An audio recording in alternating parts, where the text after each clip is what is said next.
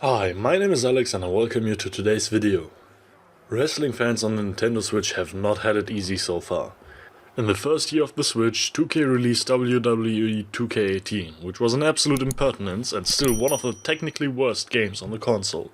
Later, WWE 2K Battlegrounds followed, which was technically better, but the gameplay didn't have much to offer and was riddled with microtransactions.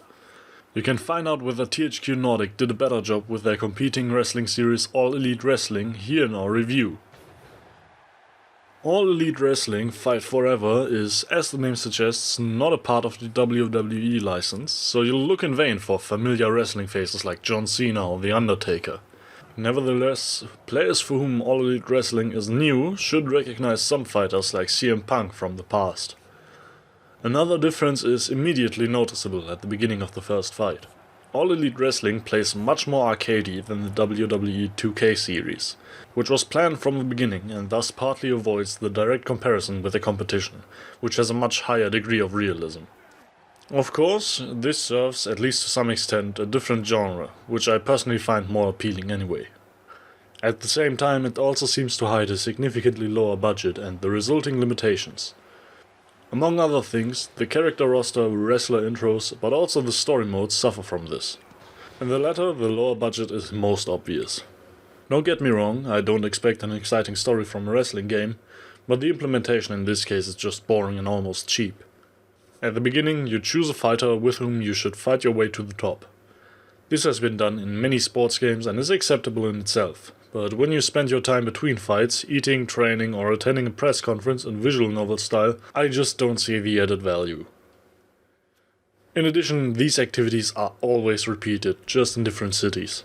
The highlight is when a future opponent happens to be eating in the same restaurant and a completely irrelevant conversation takes place. I think it becomes relatively clear that you can ignore the mode. Now let's go to the core of the game, the fights.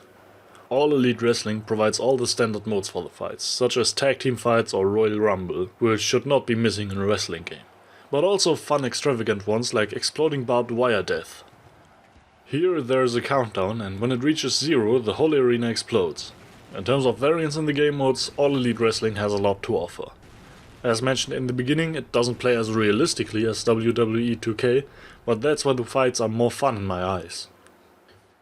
Standard attacks like punches, kicks and cool signature moves are of course included. The use of combos and special techniques has been made much easier, which also makes for more action in the ring. Unfortunately, the hitbox is unprecise enough, which means that some hits and their effects don't make sense or you don't do any damage to the opponent despite a clear hit.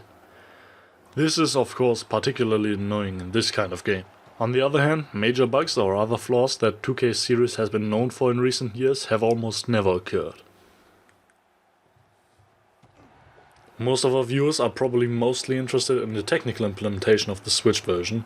First of all, I can give the all clear. A WWE 2K18 type of fiasco will fortunately not be repeated here. Nevertheless, All Elite Wrestling has some weakness in terms of performance.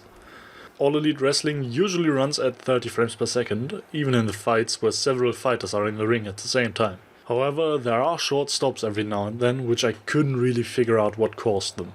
Fortunately, these are tolerable. Graphically, it definitely looks better than 2K18, but you can see the typical Unreal Engine downgrades in terms of resolution and anti-aliasing. Especially longer hair tends to flicker and is not nice to look at. In the end, I had a lot of fun with the matches in my 20 hours of playtime, and I'm sure that real wrestling fans will enjoy this game even more than I did. Even though the first All Elite Wrestling game is far from perfect due to an absolutely dull story mode and minor technical problems. For these reasons I rate All Elite Wrestling Fight Forever on the Nintendo Switch a 7 out of 10.